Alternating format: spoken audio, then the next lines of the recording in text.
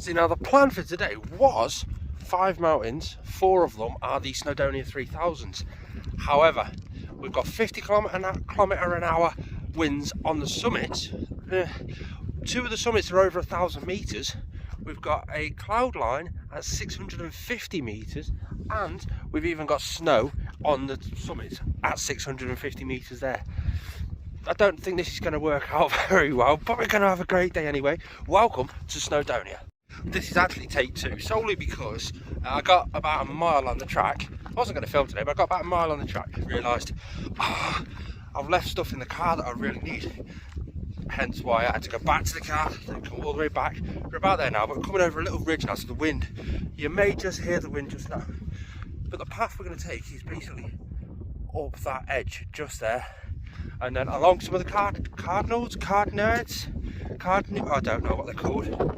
But anyway, the last summit we're planning on doing is Cardinal Lewis, 3rd highest mountain in Snowdonia, in Wales I think.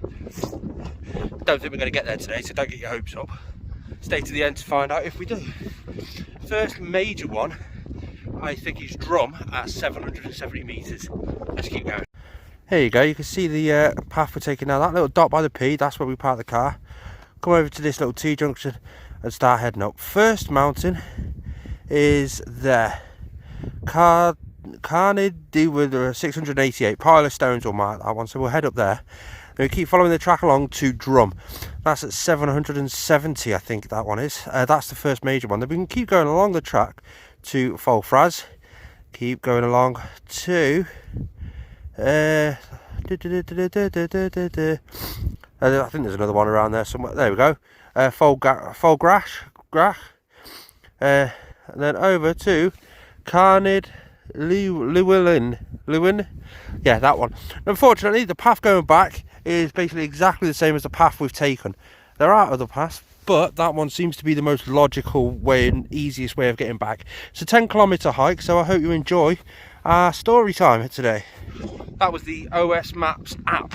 I pay for the premium membership so I can use all the maps offline. So if I am in a place like I am right now where I don't get any signal, that just helps me out. I plotted the route last night while I was sat in bed, dead spontaneous. I was like, oh, I'm bored now, let's have a look at OS Maps. And I saw it and I thought, oh, that don't look too bad. I think I kind of underestimated it, to be fair, because it's the same, a little bit longer than the Lambeth path up Snowdon, but this one sort of reaches 1,000 metres a lot quicker than Snowdon, and then it's fairly flat across the top. So I have a feeling it's going to be fairly steep all the way up. I've been warned that it's not a sort of rock path or anything, it's over grass verges and stuff, so I'll have to go and play with that. I've got it all on the map. It gives me a good excuse to do in cloud navigation, so when I'm in the clouds I can use the apps and stuff to navigate properly, and I can have a bit more snow experience on the summits. Hopefully the wind dies down. It's not supposed to according to the mountain weather forecast, but we'll see. We're going to go through this gate and follow the other side of that path. Do you see the rocky fence? We'll follow that all the way up there. But there is a path this side of the actual gate. It runs, it's not even a path, it's just like a grass cutout. It runs up there. Get over here, it's going to start blowing a gale. Let's have a look this side. There we go. God, the wind is picking up, make sure. Yep, and there's the next path going up this side. Look at the view. Wow. Oh wow. Now that is beautiful. We've even got the sun rising all the way over there. Look how beautiful that is. I think if we start climbing and sort of get to that point up there, we should be able to get a better view of the actual sunset. I wasn't wrong. Just look at that. Wow. That's just going to get more and more beautiful the higher up we get. So let's get up to the top and have another look. I have a feeling I might poke behind that ridge, but by the time we get up there it should have popped out. And just look at the view. Just what? Wow. I could literally sit here and watch that sunrise all morning. Look at that. Even behind me, we've got the sea just over there. We're Puffin Island and obviously over there, amazing sunset. On both sides, we've got amazing Snowdonia mountains. This is living. This is life. the higher we're walking, the more that's falling behind the mountain. So we're just going to keep walking up, and hopefully we can still see it when we get to the top. But as you can tell, there you go, it's just gone behind the mountain. Let's get to the top and just see what it looks like up there, if we can see it. Whoa! We found the wild horses. There's wild horses on Snowdonia. Look at them! I don't know if they're wild, but they're definitely a bit free rein up here. Wow! I love Snowdonia! It's just wow moment, isn't it? It's just a literal wow moment. Right, we've got to go through this little crevice here. Now on OS maps it says it starts to flatten out. It doesn't go flat, but it starts to flatten out slightly. It's just less of an incline, so let's have a look together. And it is right, but we're about to go into the clouds. Oh, a bit of shelter from the wind. There's this little mound just here. Go down there, close your head off. We're about to go into the clouds. As you can see, there's nothing up there. Yeah, we're about to go into the clouds. So it's doing a last minute spot check. Checking the map, checking we've got battery on everything to just make our way up that little ridge line just there, and get into the clouds. Oh, it's a bit windy.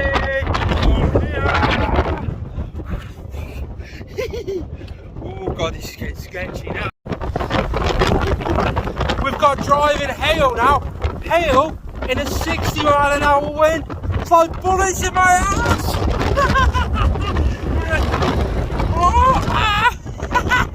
Just look at it. You can really see the rain moving sideways. That's just the hail. Wow, look how fast it's going. Wow, look at that rock formation. It's there. Going up to the summit. We're up the first one. Look at this. Let me just get up there. It's like a storm shelter. How cool is that? And when you go up in the clouds, you've got no views. Oh God, sorry. Wow. But I think that just there is the actual trig marker. Carnes E Delude or something like that. I'm not 100% sure, but check this out. This is quite cool. It's like a little storm shelter. Right, up to the summit. Maybe it's not the summit. Oh my god, it's sketchy up here. Let's follow the fence line round. We'll go up to Drum at 770 metres above sea level. So we've got about a 100 metre incline, and then we'll decide whether to turn back or not. It is extremely treacherous up here. Oh my god, no wind just here. We must be sheltered by that big thing just there. Oh, right, I'm going to take this opportunity and have a little Lucasade break. We're starting to get a little bit of snow up here. I bet there's going to be loads at the top. Tell you what, it's higher than I was expecting. I was expecting it at 600 metres. We're about 700 now, and it's only just starting to show.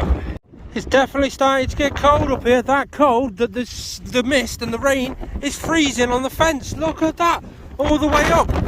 It's frozen solid.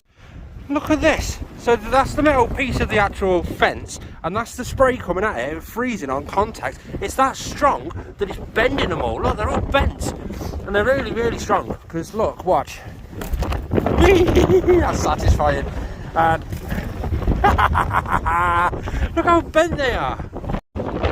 How am I supposed to do this, guys? If I hop over there, then over there, then over there. No, that won't. I'll go round. I'll just go round. There's the cairn for Drum, 770 metres above sea level.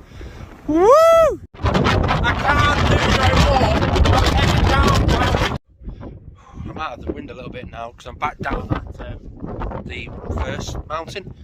It got real up there. An icicle formed out my nose quite big, just like it was on the fence. Oh God, I am not experienced or equipped enough for minus 20 odd degrees centigrade wind chill, and that's what it was up there. It just got real really quick. I had ice forming on my trousers, on my coat, and now I'm backed out of it. So I've done 2 mountains so far, and I'm going to go down to the car. There's a couple of other mountains dotted around. There's one at 610 Talifan, and there's another one which I might look at as well.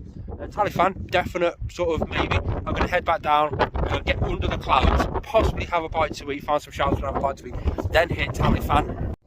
There we go, we've got a bit of a view now. We're back under the clouds, we're back down from up there, and I'm thinking of going up there.